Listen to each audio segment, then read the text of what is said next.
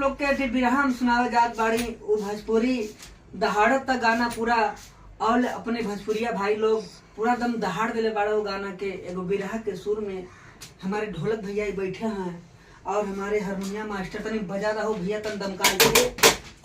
हाँ जियो साबत जियो, क्या हारमोनिया मास्टर क्या ढोलक मास्टर, इन्हीं लोग के देन है भैया कि आज हम लोग का नाम रोशन है भैया। तो आई हम लोग आप लोग के बीच में तनी बार टहला दा हो भैया भैया जियो मास्टर जियो। क्या बात है क्या बात है क्या बात है।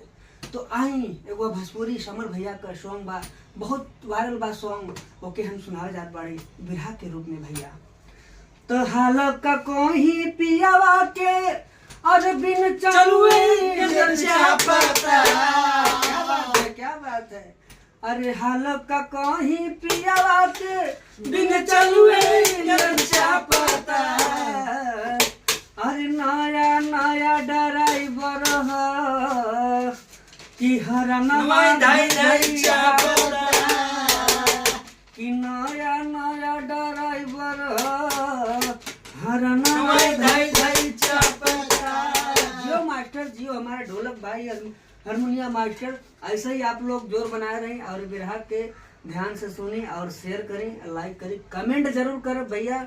ना अच्छा लगी वो तबो कमेंट करब, फिर हम सुधारब भैया। समर सिंह का वायरल गाना हरनमा धई धई चापता।